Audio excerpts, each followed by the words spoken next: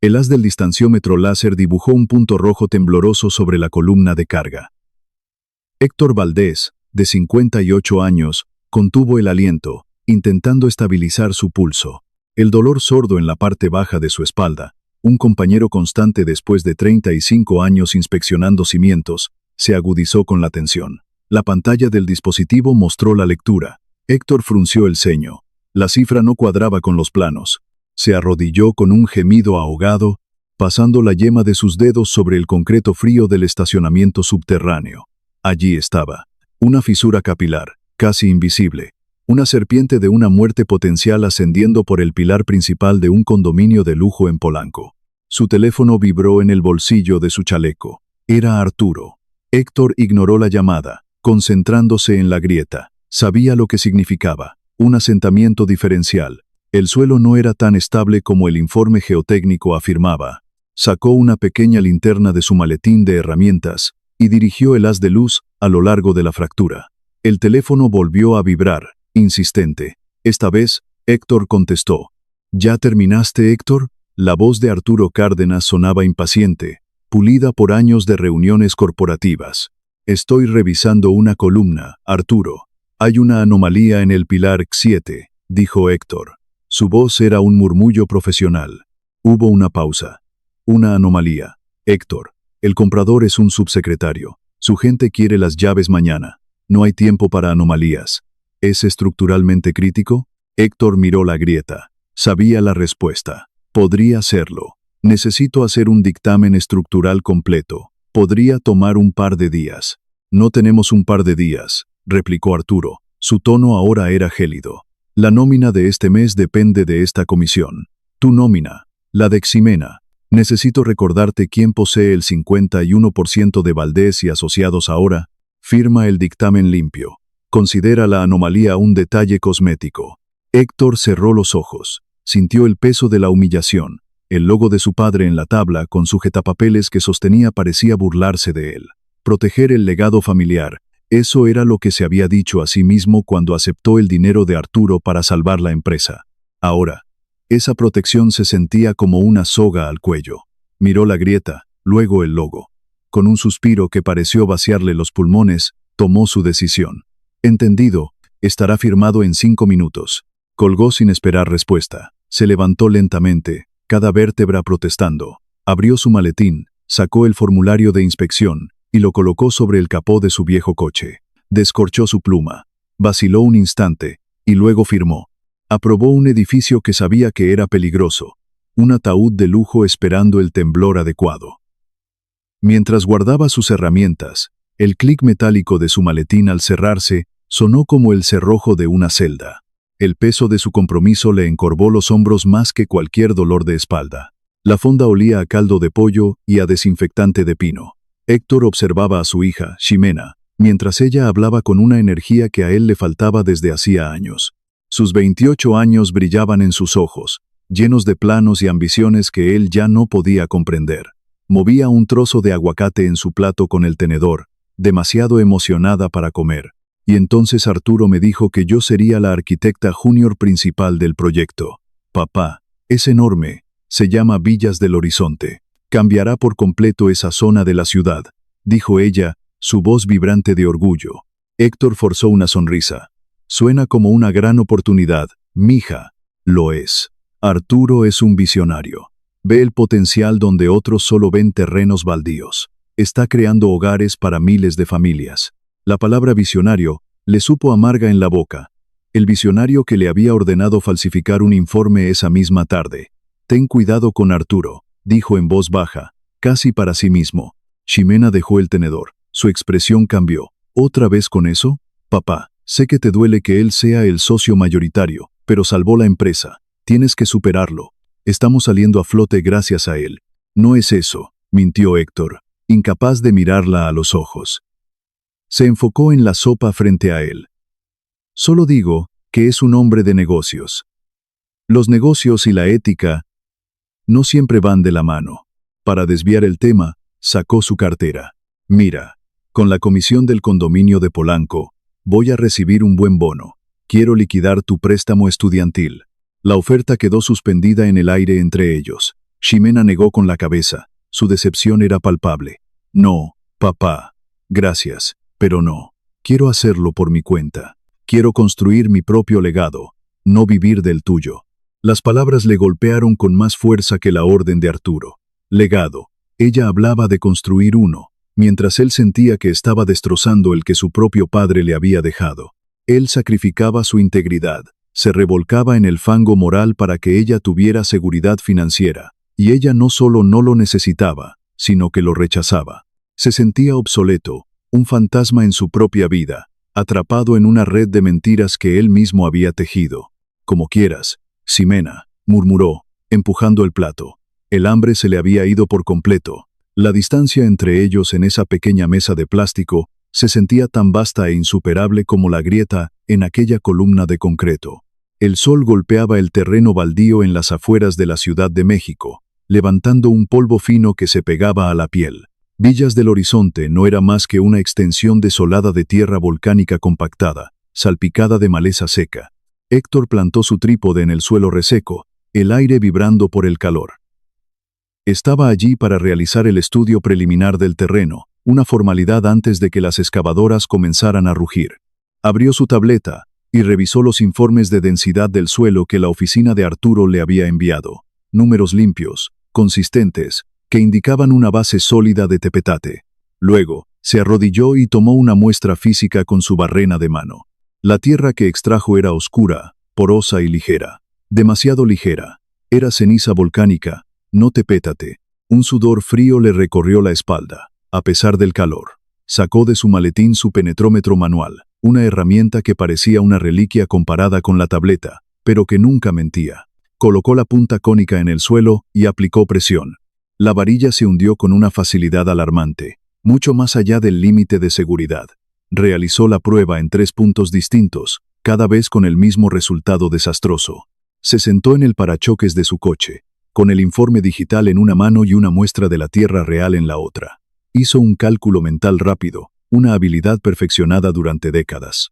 La carga de un edificio de 10 pisos, multiplicada por los 12 edificios planeados para el complejo, sobre ese tipo de suelo poroso. Su mente analítica vio el resultado no en números, sino en imágenes.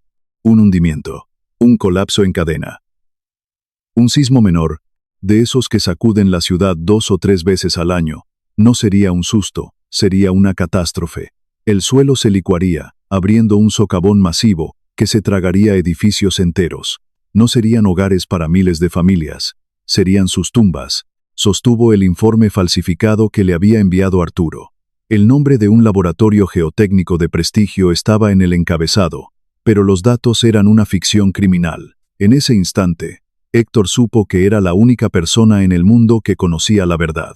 Y también supo que exponerla significaría declarar la guerra a Arturo Cárdenas.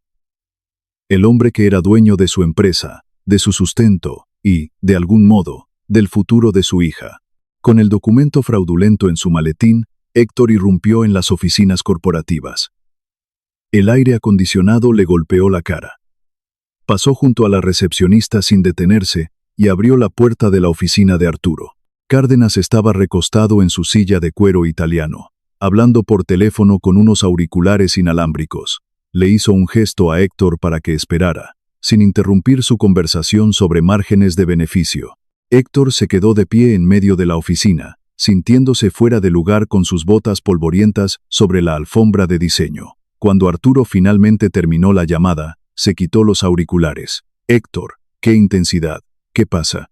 El suelo de Villas del Horizonte, dijo Héctor, dejando caer sobre el escritorio de caoba una bolsa de plástico con la muestra de ceniza volcánica. Este es el suelo real. Los informes que me enviaste son un fraude. Arturo ni siquiera miró la bolsa. Sonrió, una sonrisa delgada y sin humor. Lo sé, y... La admisión tan casual desarmó a Héctor. ¿Cómo que? Es ceniza volcánica. No soportará el peso. La gente morirá. La gente no morirá porque el proyecto está asegurado, dijo Arturo con calma, como si explicara algo a un niño. Y lo más importante, los permisos municipales ya están pagados y aprobados. El uso de suelo está autorizado. El dictamen geotécnico es una formalidad que ya cumplimos, en papel. Esto es criminal, exclamó Héctor. Debemos detener el proyecto, rediseñar los cimientos, usar pilotes profundos.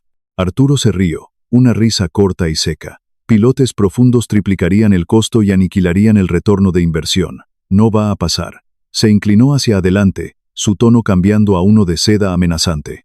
Por cierto, felicité a Ximena por su nuevo puesto. Está muy entusiasmada. Es la arquitecta junior principal del proyecto, ¿sabes? Sería una pena que un escándalo manchara su expediente justo cuando su carrera está despegando. El colegio de arquitectos puede ser muy quisquilloso con la gente asociada a problemas. La amenaza velada le robó el aire a Héctor.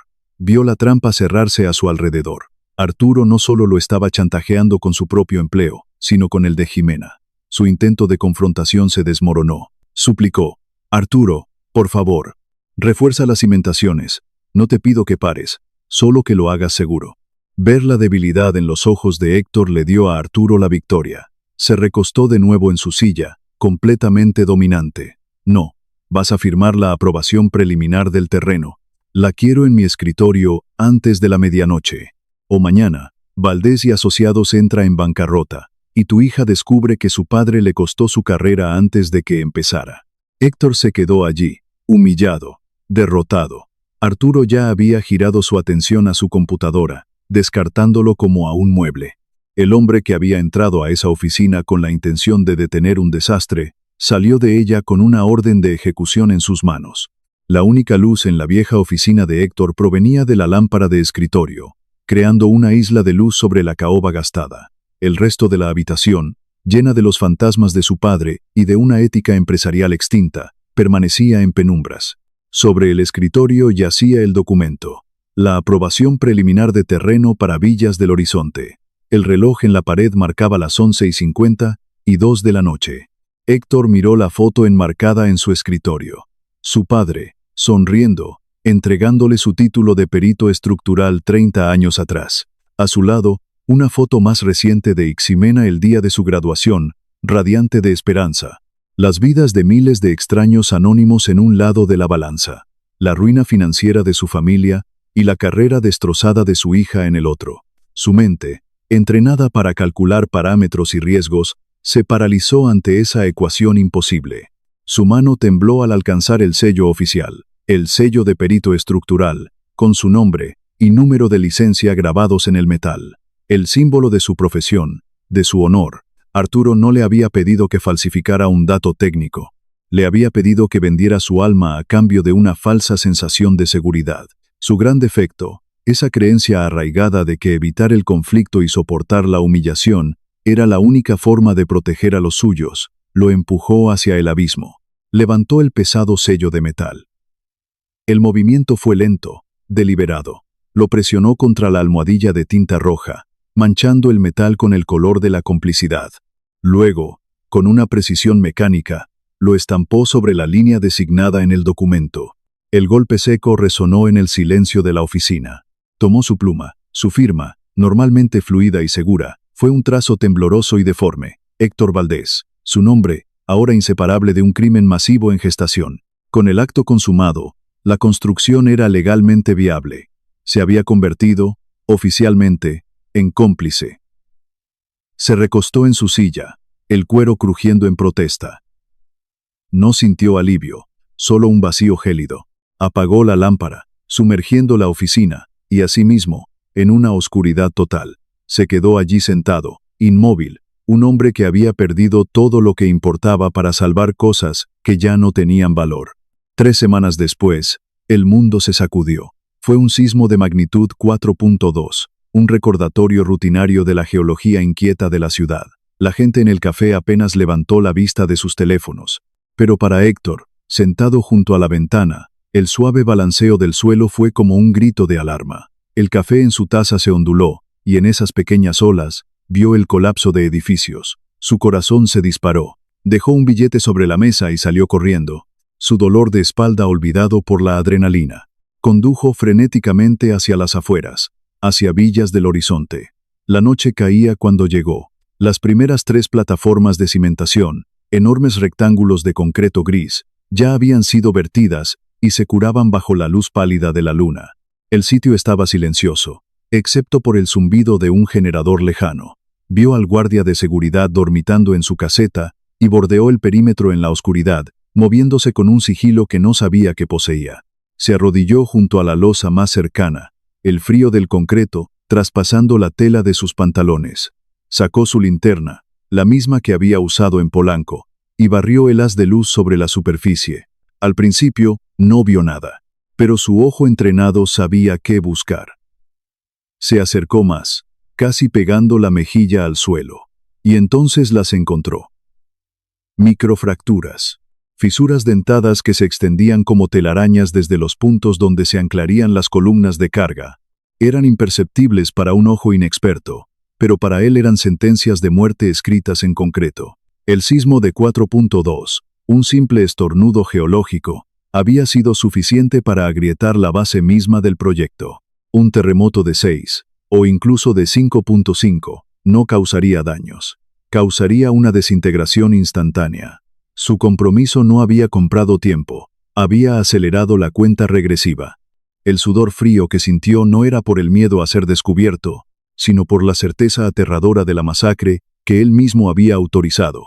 La única forma de detenerlo era con pruebas irrefutables. Esa noche, Héctor usó la antigua entrada del cuarto de máquinas, una puerta que Arturo nunca consideró importante actualizar, para entrar en el edificio corporativo. Las luces estaban apagadas, el silencio era total. Sabía que los servidores de Arturo estarían encriptados, impenetrables. Pero Arturo, con su mentalidad de Silicon Valley, despreciaba el papel. Consideraba el archivo del sótano un vestigio inútil, un gasto de espacio. Y ahí era donde Héctor sabía que encontraría la verdad. El sótano olía a polvo y a papel viejo. Navegó entre estantes metálicos abarrotados de cajas de cartón y archivadores de la década de los 90. Recordaba el sistema de archivo de su padre, un sistema que Arturo nunca se había molestado en aprender. Buscó la sección de proyectos geotécnicos preliminares. Detrás de una pila de planos obsoletos, encontró el archivador correcto. Sus dedos, cubiertos de polvo, recorrieron las etiquetas escritas a máquina. Y allí estaba. Villas del Horizonte, estudio preliminar de suelo, 1994. Abrió el cajón, que protestó con un chirrido metálico. Dentro, encontró el informe original. No era un archivo digital, sino un documento físico con copias al carbón. Las páginas estaban llenas de advertencias en tinta roja, diagramas que mostraban la porosidad de la ceniza volcánica y una conclusión inequívoca firmada por el topógrafo original. Terreno no apto para construcción vertical sin pilotaje profundo. Era la evidencia definitiva. Con cuidado, deslizó los papeles en su maletín. El corazón le latía con una mezcla de triunfo y terror. Justo cuando cerraba el maletín, un clic resonó en el sótano, seguido por el zumbido de las luces fluorescentes al encenderse. Parpadeó, cegado por la luz repentina. En la puerta del sótano, bloqueando la única salida, estaba el jefe de seguridad de Arturo. Un hombre corpulento con una expresión que no dejaba lugar a negociaciones. Héctor fue atrapado, con las manos, literalmente, en la masa. Su elemento sorpresa se había desvanecido en un instante. Lo arrastraron escaleras arriba y lo arrojaron a la oficina de Arturo. Cárdenas estaba sentado detrás de su escritorio, esperando. El jefe de seguridad le entregó el maletín de Héctor. Arturo lo abrió y sacó los informes originales del suelo, hojeándolos con una calma exasperante. ¿Realmente pensaste que podías venir a mi casa y robarme, Héctor?, dijo Arturo. Su voz era suave, casi decepcionada. No es un robo, es recuperar evidencia de tu fraude, replicó Héctor, tratando de mantener la compostura. Arturo sonrió. El problema, Héctor, es que no importa lo que digan estos papeles viejos. Levantó otro documento de su escritorio. Era la aprobación preliminar del terreno, con la firma y el sello de Héctor claramente visibles. Este es el único documento que importa legalmente ahora. Y tiene tu nombre por todas partes. Si llevas esos papeles a la policía, el único que irá a la cárcel por fraude en la construcción eres tú. El perito que certificó que el terreno era seguro. Héctor sintió que el suelo se abría bajo sus pies. Su propia firma, su acto de cobardía, se había convertido en su propia sentencia. Te expondré de todos modos. Amenazó, pero su voz carecía de convicción. Arturo ni siquiera se inmutó. Levantó su teléfono. ¿Sabes qué es lo peor de la traición, Héctor? que siempre daña a la gente que amas. Marcó un número. Raúl, habla Arturo. Sí, estoy bien. Oye, necesito que proceses una terminación de contrato. Ximena Valdés. Sí, la hija de Héctor. Razón, reestructuración corporativa. Y asegúrate de que su nombre quede marcado en el Colegio de Arquitectos. Falta de confianza. Gracias. Colgó. Miró a Héctor, cuyos ojos estaban desorbitados de horror. Acabo de destruir la carrera de tu hija. Por tu culpa. Ahora, lárgate de mi edificio. Hizo un gesto al guardia de seguridad. Dos manos fuertes agarraron a Héctor por los brazos. No se resistió. Lo sacaron a rastras de la oficina, a través del vestíbulo vacío, y lo empujaron hacia la puerta giratoria. Cayó de rodillas en la acera, bajo una llovizna fría que comenzaba a caer. La puerta del edificio que su padre había construido se cerró detrás de él. Lo había perdido todo, su empresa, su reputación y, lo peor de todo, el futuro de su hija. El apartamento de Ximena era pequeño, pero ordenado. Ahora, cajas de cartón desordenaban el espacio. Ella estaba metiendo los objetos de su escritorio en una de ellas, con los ojos rojos e hinchados. Cuando Héctor entró, ella ni siquiera lo miró. «Mija, lo siento tanto», comenzó él, con la voz rota. «Arturo es un monstruo. Hizo esto para lastimarme». Ximena se detuvo, y finalmente lo enfrentó. Sostenía un pequeño modelo arquitectónico, que había hecho para el proyecto. «No, él hizo esto, porque tú se lo permitiste». «No entiendes», balbuceó Héctor. «Oh, sí que entiendo», lo interrumpió, su voz temblando de una ira fría. «Vi el documento, papá. El gerente de recursos humanos me lo mostró antes de escoltarme a la salida. La aprobación preliminar del terreno, con tu firma, tu sello. ¿Por qué, papá? ¿Por qué lo firmaste?» La pregunta lo impactó como un golpe físico. La verdad, cruda y vergonzosa, salió de él. «Para protegerte. Para proteger la empresa. Pensé que si le daba lo que quería, nos dejaría en paz. Quería asegurar tu trabajo». Ella soltó una risa amarga, sin alegría. Dejó el modelo en la caja, con un ruido sordo. ¿Asegurar mi trabajo? ¿Firmando la aprobación para un proyecto que sabes que es un fraude?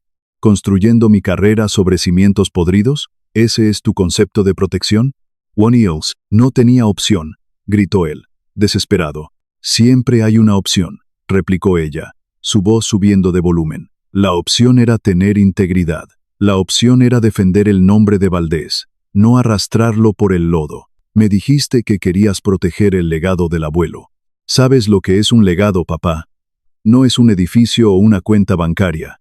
Es la reputación, es el honor, y lo vendiste por nada.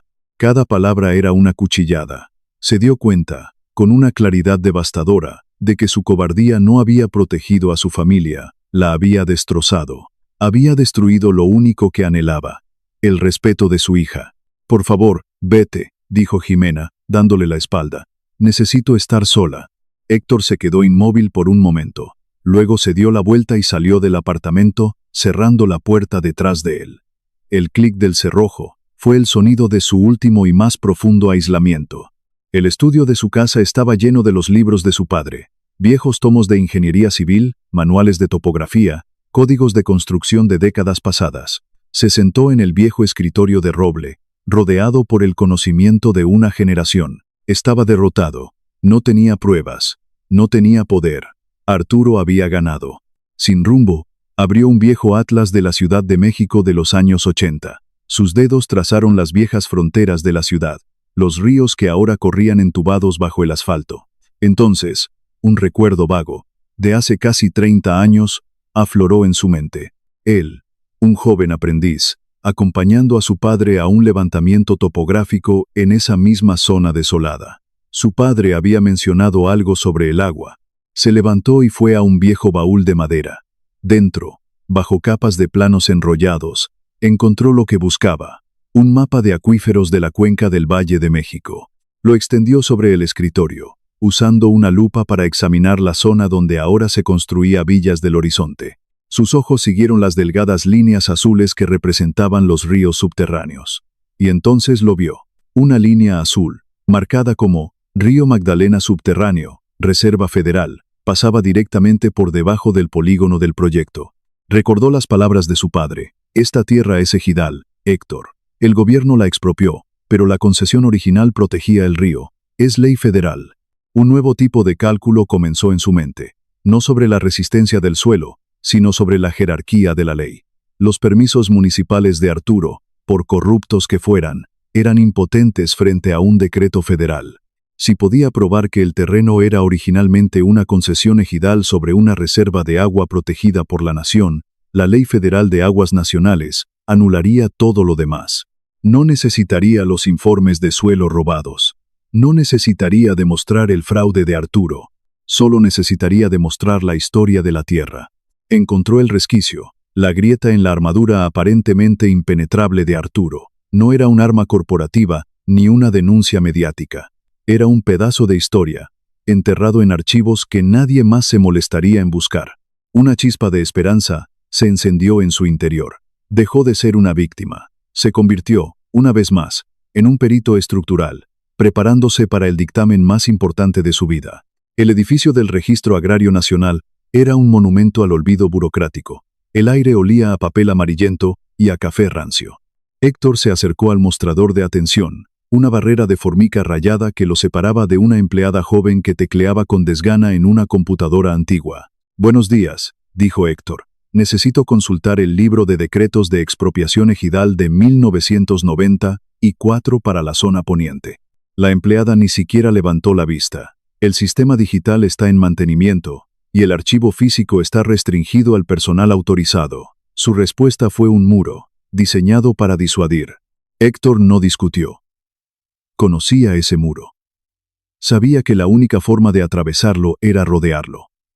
Con la confianza de quien conoce el terreno, caminó más allá del mostrador, hacia el laberinto de pasillos traseros. Encontró la oficina que buscaba, una pequeña cueva forrada de estantes metálicos. Adentro, Ignacio Robles, un hombre de 62 años, con hombros encorvados por décadas de cargar legajos, estaba clasificando documentos. «¿Nacho?», dijo Héctor en voz baja. Ignacio levantó la vista. Sus ojos se abrieron con sorpresa detrás de unos lentes gruesos. «Héctor, hijo, ¿qué te trae por este cementerio de papel? Pensé que ya solo jugabas en las grandes ligas». «Necesito un favor, Nacho». «Uno grande», dijo Héctor, yendo directo al grano. «Recuerdo que mi padre y tú trabajaron en la expropiación del ejido El Ocotal en los 90. Ignacio asintió lentamente, la memoria aflorando. «Claro que sí, un lío de papeles. El gobierno federal quería el control del acuífero. Necesito el decreto original, el libro mayor con el sello de cera», dijo Héctor. «El de 1994. La expresión de Ignacio se volvió seria. «Eso está en el archivo restringido, Héctor. Si mi jefe se entera de que dejé entrar a alguien, es mi pensión la que está en juego». Héctor no ofreció dinero. Sabía que eso sería un insulto. En su lugar, apeló a algo más fuerte, el legado. Arturo Cárdenas está construyendo un desarrollo masivo sobre esa tierra, sin cimentación adecuada. Si no lo detengo, la gente morirá. Mi padre nunca lo habría permitido, y tú lo sabes». Ignacio lo miró fijamente durante un largo momento. Vio la desesperación y la determinación en los ojos del hijo de su viejo amigo. Con un suspiro que pareció pesarle en el alma, se levantó y tomó un juego de llaves que colgaba de un clavo en la pared. «Tu padre me sacó de un apuro una vez. Vamos, pero si alguien nos ve, nunca me has conocido». Lo guió por un pasillo oscuro hasta una puerta metálica, con un candado oxidado. Abrió la puerta, revelando una escalera que descendía a un sótano aún más polvoriento. Allí, entre miles de tomos encuadernados en piel, Ignacio localizó el libro correcto. Era enorme, pesado, y en la portada, un sello de cera roja del gobierno federal permanecía intacto después de casi 30 años. Héctor lo tomó en sus manos. No era solo papel, era su arma. Arturo Cárdenas estaba en una llamada de videoconferencia cuando su asistente entró sin tocar. «Señor, una llamada urgente de nuestro contacto en la alcaldía». Arturo silenció su micrófono. «¿Qué pasa?». «Vieron a Héctor Valdés saliendo del Registro Agrario Nacional hace una hora», dijo el asistente, su voz teñida de preocupación. Una bandera roja se alzó en la mente de Arturo. El registro agrario, papeles viejos, leyes olvidadas. Subestimó al viejo, pensó que lo había aplastado, pero Héctor estaba buscando una ruta de ataque diferente. No importaba. La velocidad era su arma. Tenía que hacer que el proyecto fuera un hecho consumado, demasiado grande para fallar, antes de que cualquier juez federal pudiera siquiera leer un expediente. «Cancela mis reuniones de la tarde», ordenó Arturo, volviendo a su llamada. «Dile al alcalde que adelantamos la ceremonia de la firma del fideicomiso y la presentación oficial de la obra. La quiero mañana por la mañana, con toda la prensa. Que sea un evento masivo. Una vez que el dinero municipal esté en el fideicomiso y la construcción esté oficialmente inaugurada ante las cámaras, ningún juez se atreverá a detenernos. Sería un suicidio político». El asistente asintió y salió corriendo. Arturo volvió a su videoconferencia. Su sonrisa era depredadora. Estaba acelerando el cronograma de 30 días a menos de 24 horas. La trampa para Héctor, y para cualquier obstáculo burocrático, se cerraría al amanecer. Era viernes por la noche. La mesa de la cocina de Héctor estaba cubierta de papeles. El pesado libro del registro agrario estaba abierto, y a su lado, Héctor redactaba a mano un borrador. Escribía con una precisión legal que no había usado en años, citando artículos de la Ley de Aguas Nacionales y la Ley Agraria. Estaba preparando un amparo, una orden judicial de protección constitucional, para detener la construcción. Pero necesitaba la firma de un juez federal, y los tribunales estaban cerrados. Sabía que su única oportunidad era el juez de guardia, un hombre conocido por su rigor y su aversión a las audiencias de emergencia, sin una causa abrumadoramente justificada. Necesitaba más que el decreto de 1994. Necesitaba demostrar un riesgo estructural inminente, y para eso, necesitaba un perito, un arquitecto o un ingeniero que respaldara sus afirmaciones. Pero su propia licencia estaba manchada por la firma que le había entregado a Arturo. Con el corazón en la garganta, marcó el número de Ximena. Ella contestó al tercer timbrazo. Su voz era cautelosa y fría. «¿Qué quieres, papá?» Héctor no pidió perdón, no intentó justificarse. Fue directo. Su voz era la de un profesional solicitando ayuda a otro. «Estoy presentando un amparo para detener Villas del Horizonte. Tengo pruebas de que está sobre una reserva de agua federal. Necesito un anexo técnico que detalle el riesgo estructural por la licuefacción del suelo. Necesito que lo firmes tú». Hizo una pausa. «Necesito tu número de cédula profesional de arquitecta». Hubo un largo silencio en la línea. Héctor podía oír la respiración de ella. Podía sentir su lucha interna. Le estaba pidiendo que arriesgara su ya dañada reputación por él. «Envíame el borrador del amparo y tus cálculos», dijo ella finalmente. Su tono ya no era de ira, sino de una seriedad profesional. «Lo revisaré. Si todo es correcto, te enviaré mi número». Media hora después, el teléfono de Héctor vibró. Era un mensaje de texto de Ximena. Contenía solo una serie de números, su cédula profesional. Juntos, padre e hija, condujeron a través de la noche hasta la residencia privada del juez de guardia en el sur de la ciudad. Héctor usó su credencial de perito estructural, no como una herramienta de autoridad, sino como una súplica de colega, para que el guardia de la entrada anunciara su presencia. El juez, intrigado por la audacia, aceptó verlos. En la sala de estar del juez, bajo la luz de una lámpara, Héctor presentó el antiguo libro con el emblema oficial y el anexo técnico firmado por su hija. El arma estaba cargada y amartillada. El juez, al ver la evidencia innegable, firmó la suspensión provisional. El amanecer tiñó el cielo de un gris anaranjado.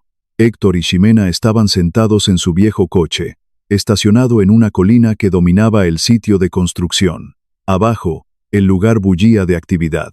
Camiones de catering descargaban comida. Técnicos de televisión montaban cámaras, y un escenario con el logo de la empresa de Arturo se alzaba frente a las losas de cimentación agrietadas.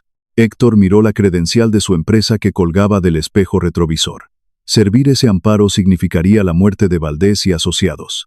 Expondría públicamente que su propia firma había emitido la aprobación fraudulenta inicial. Se enfrentaría a investigaciones, a la deshonra pública, a la pérdida de todo por lo que su padre había trabajado.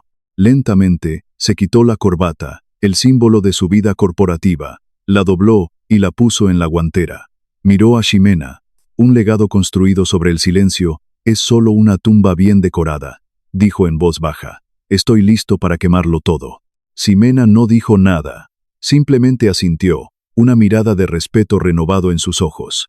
Héctor tomó el sobre que contenía el amparo firmado por el juez federal. Abrió la puerta del coche. El aire de la mañana era frío y limpio. Mientras caminaba colina abajo, hacia las carpas de los medios y el escenario de la farsa de Arturo, ya no sentía el peso de su miedo. Se sentía ligero. Estaba completamente libre, listo para la guerra. La ceremonia estaba en pleno apogeo. El alcalde, un hombre sonriente con un traje demasiado ajustado, estaba en el escenario junto a un radiante Arturo Cárdenas. Sostenían una pluma gigante de utilería, listos para firmar una réplica del documento de liberación del fideicomiso. Los flashes de las cámaras estallaban como pequeños relámpagos. Héctor se abrió paso entre la multitud de invitados y periodistas, ignorando las miradas curiosas. Los guardias de seguridad privados de Arturo, hombres con trajes negros y auriculares, lo vieron de inmediato. 2 de ellos se movieron para interceptarlo, con la intención de sacarlo discretamente antes de que causara una escena. Lo alcanzaron justo al borde del área de prensa. «Señor Valdés, tiene que venir con nosotros», dijo uno de ellos, en voz baja pero firme, agarrándolo del brazo. Héctor no se resistió, no luchó. En cambio, hizo algo que no esperaban.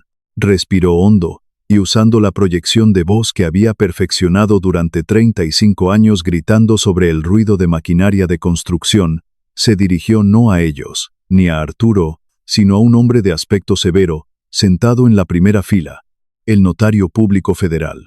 «Ciudadano notario federal. Le informo que existe una suspensión provisional vigente bajo el amparo número 340 y 2/2023, que prohíbe explícitamente este acto. Ciudadano notario federal. Ignorarlo constituye un desacato a una orden judicial federal, tipificado en el artículo 260 del Código Penal Federal. El efecto fue instantáneo. Todo se detuvo. La música se apagó.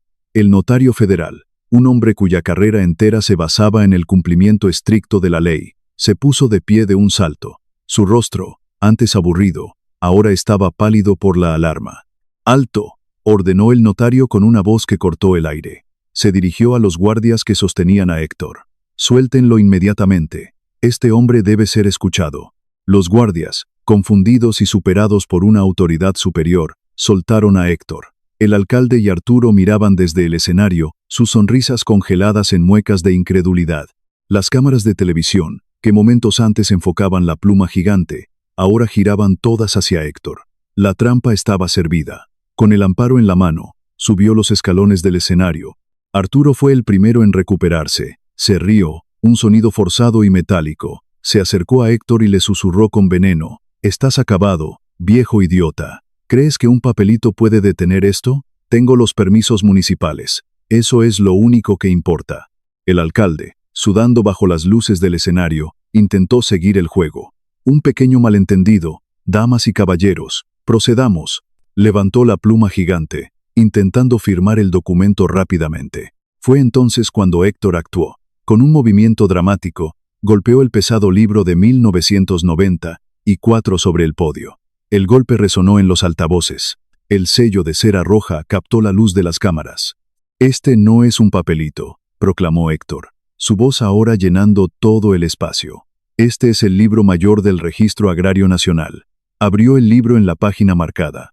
«Y este es el decreto federal que establece esta tierra como parte de la reserva del acuífero del río Magdalena, una zona federalmente protegida». Su voz era un martillo, cada palabra un clavo en el ataúd del proyecto. Se giró hacia el notario. «Y este», dijo, entregándole el sobre con la orden del juez, «es el amparo que lo ratifica». El notario tomó el documento. Lo leyó rápidamente y su rostro se endureció. Se dirigió a Arturo y al alcalde. «La ley es clara. Este acto es nulo, y según la orden de este amparo federal, el fideicomiso queda suspendido inmediatamente y se ordena la congelación de todas las cuentas bancarias asociadas hasta que se aclare la situación legal del terreno». El caos estalló. El alcalde soltó la pluma como si quemara y retrocedió, alejándose físicamente de Arturo mientras sus asistentes lo rodeaban. Los inversionistas en la primera fila comenzaron a hacer llamadas frenéticas. La farsa de Arturo se había derrumbado en directo. Su poder, basado en el dinero y la influencia municipal, se evaporó frente al peso inmutable de una ley más antigua y poderosa. Se quedó solo en el centro del escenario, un rey destronado en un reino de papel, mientras las cámaras grababan su humillación para la posteridad.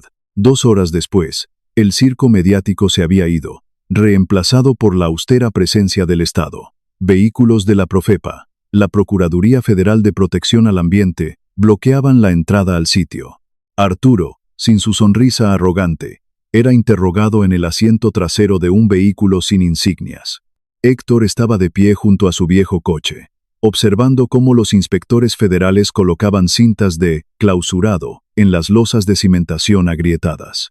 Un hombre con un traje gris se le acercó. Era un fiscal de la Fiscalía Federal. «Señor Valdés, su acción de hoy ha evitado una posible catástrofe», dijo el fiscal. Su tono era profesional, sin emociones. Luego, sacó una copia de un documento. Era el dictamen fraudulento del terreno. La firma de Héctor era inconfundible. Sin embargo, este documento lo implica directamente en el fraude inicial. Podría enfrentar cargos graves.